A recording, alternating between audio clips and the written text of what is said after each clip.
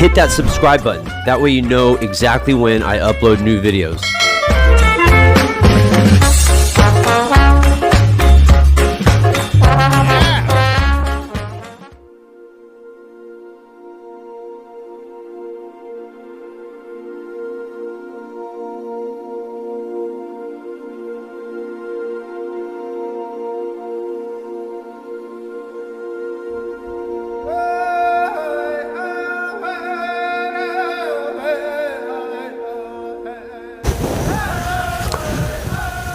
So it is literally impossible to talk about the history of Redondo Beach without going into and talking about the Tongva Indians.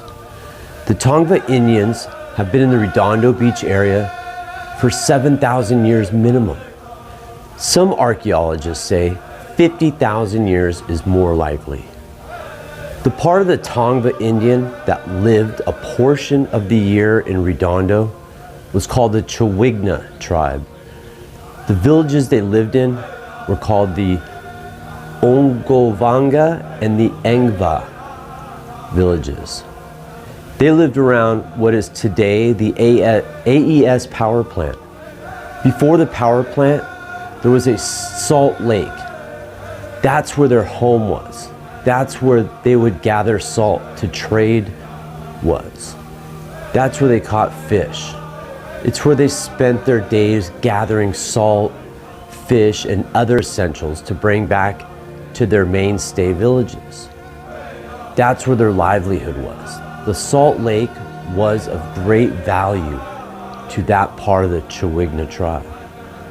The Chowignas and the Salt Lake were attached at the hip through necessity and love.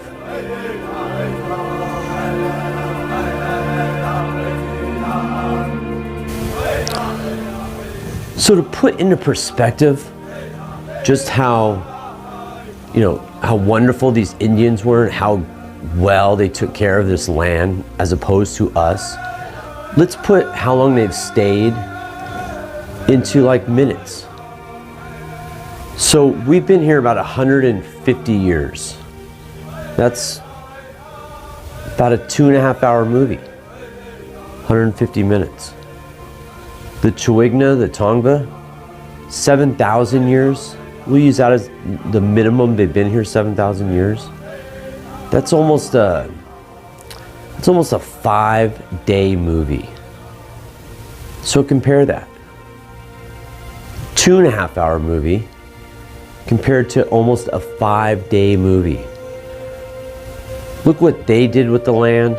Look how they preserved the land. Look what we've done in 150 years.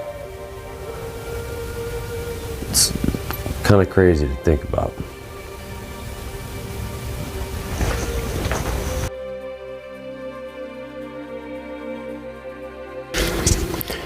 The Chowigna near the Salt Lake built their entire culture around the commodity salt. The Chowigna people had a complex but organized social structure, and it revolved all around a chief. The chief's decisions were always final, but usually most reasonable. The men and the boys in the Chowigna tribe were naked during most of the year. They would walk around naked, fish naked, and hunt naked.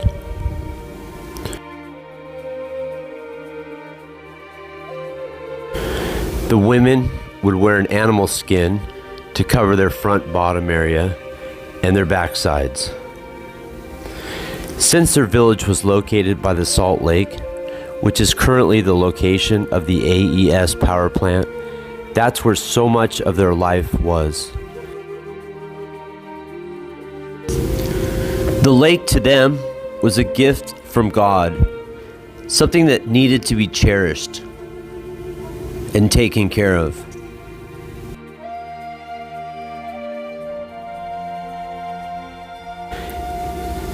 And we built a power plant.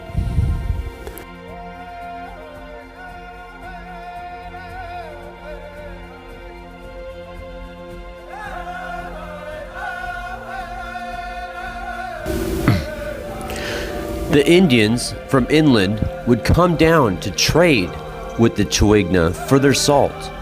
And other times of the year, the Chowigna would travel with their salt to trade with far-off villages, sometimes traveling 100 miles.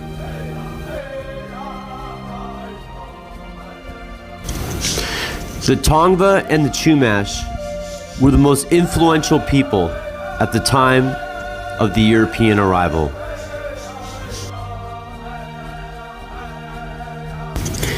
They built an extensive coastal trade network using their plank-built boats that were made to perfection and waterproof and lasted for years. And they built a vibrant food and material culture based solely on the indigenous worldview that humans were not the apex of creation, but as one strand in a web of life. What a great way to live your life. Let's hear that again. They believed that humans are not the apex of creation, that humans are just one strand in a web of life. Wow. The Chowigna people lived in huts. They were built of willow branches. They were covered with local tule reeds to keep them waterproof. They were complex structures. They would last years. And when they finally wore down, they would simply just build another one in the same location or go to another spot that maybe had a better view or better area for fishing. The Chowignas, since they were on the coast right here in Redondo, ate a lot of fish. Fish. Nuts, berries. What they also loved to eat were acorns, a thing called acorn mush. That was big in their diet. They also had bread, but again, lots of fish. The Chowigna had a lifestyle that the youth of today would consider laid back. How's this for a creative deterrent for adultery? If you catch your wife with another man, you have by law the ability to swap wives. You give him your cheating wife, and you can take his wife. If that's what the chief ordered, it was final. Then in 1769, this is when hell on earth began. This is the time Father Sarah showed up and forced the Indians into missions up and down the coast. Rape, torture, and abuse were commonplace. They were the norm. Most of the Indians were just turned into slaves to help build these missions, all for Father Sarah. As horrible as this story seems, this was nothing compared to when the white man showed up. This is when the real killings began. The American government passed laws to encourage the extinction and the killing and the murder of American Indians. Generals, soldiers were given medals of honor if they were to slaughter men, women, and children unarmed in their villages as they slept. When the American public found that the open slaughtering of American Indians was just too gruesome, the U.S. government came up with a new plan, the Indian boarding school. On day one, their heads were shaved, their native clothes burned, and they were taught and told not to speak in their native tongue, do their native rituals, or discuss anything about their old native lifestyle. If they did, they were beaten and punished severely. When the atrocities of these boarding schools came to light, that kids were being starved to death, killed, and beaten regularly, once again, the general public said this is enough, and the boarding schools were shut down. Then the government came up with genocide by assimilation, the stealing of American Indian children from their parents and given to white families looking to adopt. It was very successful for a long time. It is said that this practice still goes on today. The statistics show it.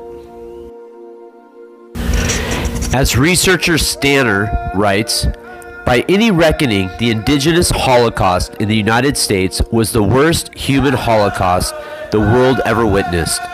No words or numbers can adequately convey the scale and horror and tragedy involved in the greatest sustained loss of human life in history.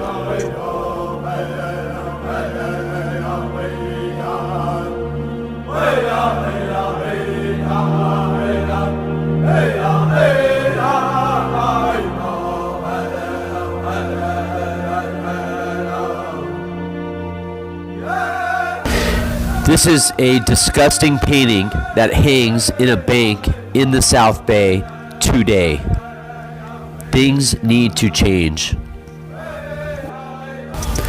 As of 200 years ago, there were up to 10,000 Tongva Native American Indians living from Orange County to the San Fernando Valley.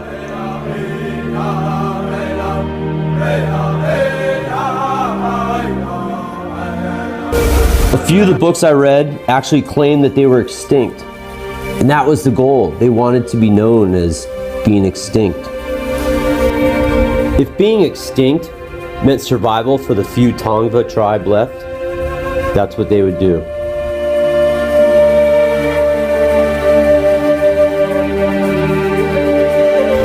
The great news, the books were wrong.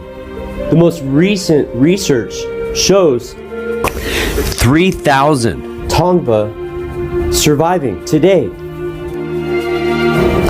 And their numbers are growing.